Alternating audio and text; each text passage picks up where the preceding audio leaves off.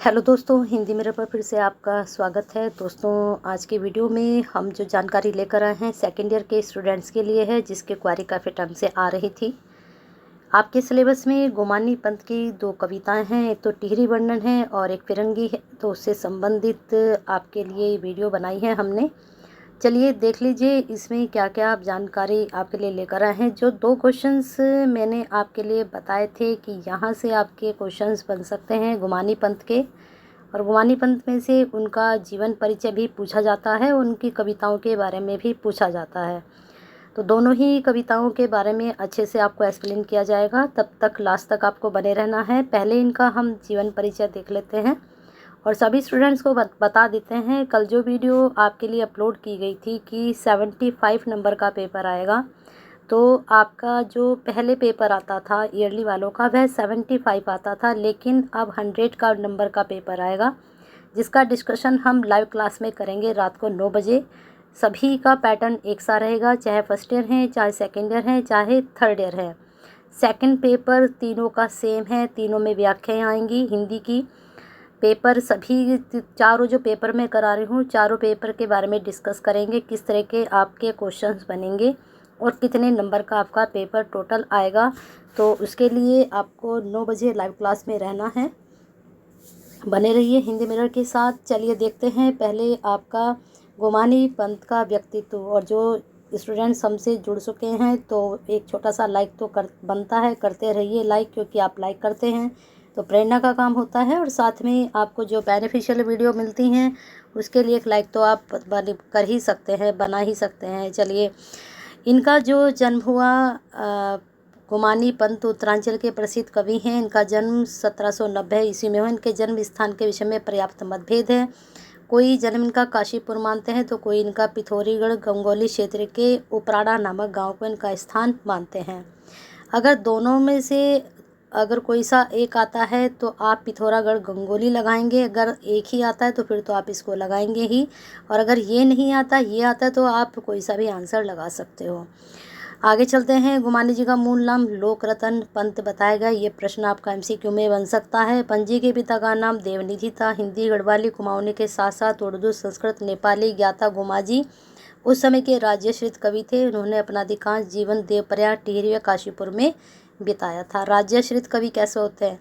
राज्यश्रित कवि वैसे होते हैं क्योंकि उस वक्त जो थे राजाओं का टाइम था, तो ये राजाओं के यहाँ रहते थे। नेक्स्ट है, साहित्य क्षेत्र में गुमानी जी खड़ी बोली हिंदी के सर्वप्रथम माने जाते हैं खड़ी बोली के लिए।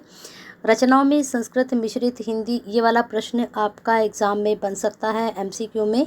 देवीदत्त पांडे ने इनकी हिंदी और संस्कृत रचनाओं के संकलन 1897 में इटावा उत्तर प्रदेश से प्रकाशित किया था। ये प्रश्न भी आपका एमसीक्यू में बन सकता है।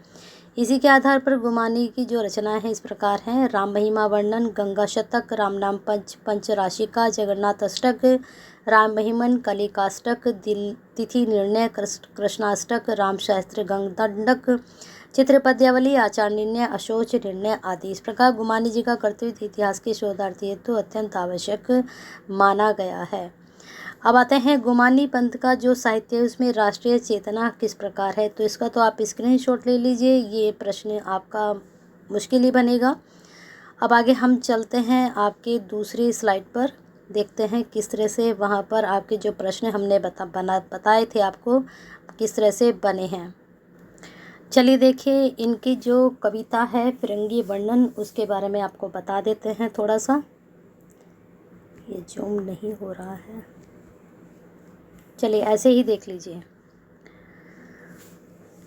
गुमानी पंत द्वारा रचित कविता फिरंगी वर्णन में अंग्रेजी साम्राज्य की स्थापना और विसंगतियों को दर्शाया गया है। जैसे कि फिरंगी नाम से ही पता चल रहा है कि ये अंग्रेजों के ऊपर कविता लिखी गई है, और कवि के अनुसार फिरंगियों ने जो पूरे देश में समुद्री मार्ग द्वारा भारत आए थे और अपनी किस्मत के सहारे उन्होंने पूरे हिंदुस्तान को अपने वश में कर लिया था।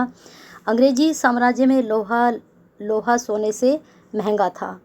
जो अंग्रेजी साम्राज्य है वहाँ पर जो लोहा सोने से भी महंगा था। मूर्खों का सम्मान था। विद्वान, साहसी और ईमानदारी के लिए कोने में स्थान था।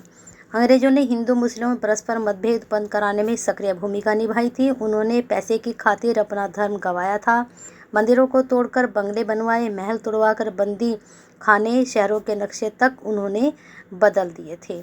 इस देश प्रेम की खातिर अपने पिता के संग लड़ा था और यहाँ पर उन्होंने कहा है कि चोरी करके कैद खाने में गया था। अंग्रेजी साम्राज्य में भाई बहन में बैर बंधे रुपयों को सर्वशक्तिशाली मान लिया गया था, लेकिन भारत में पंडितों की कमी नहीं है। उन्होंने भगवत के उद्देश्यों पर चल भारत की शोभा को बनाए रखा। तो ये जितना भी यहाँ पर इसका भाव आपको बताया गया है, जब आप कविता पढ़ोगे और इस भाव को सामने रखोगे तो आपको ये चीज़ क्लियर हो जाएगी कि इस कविता में क्या कहा गया है। कविता मैं आपको दे चुकी हूँ फिरंगी वर्णन का, ठीक है।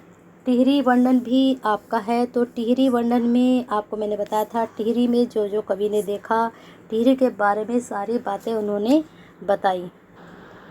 तो इस प्रकार से स्टूडेंट्स ये आपकी हो गई फिरंगी वर्णन। साथ में टिहरी की जो कविता है उसको एज ए इट में थोड़ा बहुत आप जैसे वो कविता है, कविता को, काव्य को आपको गद्य में चेंज करना पड़ेगा। उसको आप ऐसे के ऐसे ही लिख सकते हो। थोड़ा सा उसको पढ़ लीजिए कविता को, तो उसको आप एक्सप्लेन कर सकते हो। अब फिरंगी वर्णन में तो थोड़ा आपको जानकारी होनी चाहिए थी, इस वजह से ये हम लेकर आए थे आपके लिए।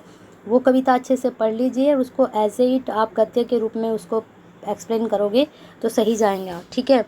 चलिए अब देखते हैं सुभद्रा कुमारी चौहान का ये वाला प्रश्न भी आपके एग्जाम में बन सकता है। इसका आप स्क्रीनशॉट ले लीजिए, आगे देख लीजिए। ये तो व्यक्तित्व तो मैंने आपको पहले ही करा दिया था सुभद्रा कुमारी चौहान का। एक आप कह रहे थे कि वीरों का कैसा हो बसंत में कैसा होना चाहिए, यहाँ पर आप इसको थोड़ा सा पढ़ लीजिए।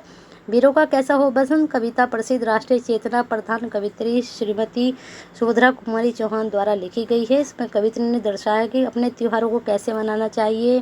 प्राचीन इतिहास उठाकर देखा जाए तो ज्ञात होता है कि हमारे देश के असंख्य वीर जो देश प्रेम की खातिर इस शाश्वत सनातन देशभक्त, इसको आप पढ़ लीजिए, ठीक है। इसका स्क्रीनशॉट ले लीजिए और इसकी तैयारी कर लीजिए। तो यही प्रश्न आपके बहुत ही महत्वपूर्ण हैं और आपके एग्ज़ाम में यहीं से बनेंगे। और एक मैंने आपको बोला भी है कि जो आपकी 4th यूनिट है वहाँ से आपके शॉर्ट क्वेश्चन निकलेंगे। जो मैंने आपके प्रीवियस क्वेश्चन पेपर अपलोड किया है उसको आप चेक करिए, देखिए आपके लॉन्ग क्वेश्चन कहाँ से आ रहे हैं और शॉर्ट क्वेश्चन कहाँ से आ रहे हैं। हालांकि 4th यूनिट में से बहुत सारा आता भी है, तो आपको यहीं से तैयारी करनी है। और बाकी जो वीडियोज़ मैंने अपलोड की हैं, सारांश अपलोड किए हैं, कल देखती हूँ आपके लिए जितनी भी आपकी व्याख्याएं हैं उनको मैं थोड़ा शॉर्ट में समझा दूँ, जो इम्पोर्टेंट व्याख्याएं हैं आपकी। और हो सकता है वहीं से आपके प्रश्न बने उन्हीं व्याख्याओं में से। तो बने रहिए हिंदी मिरर के साथ। और सभी स्टूडेंट्स शाम को जो है 9 बजे की लाइव क्लासेज में आइए, वहाँ आपको एग्ज़ाम का पैटर्न समझाया जाएगा कि किस तरह के आपके क्वेश्चंस बनेंगे और कितने नंबर के बनेंगे। तो लाइक कीजिए और शेयर कीजिए ज़्यादा से ज़्यादा।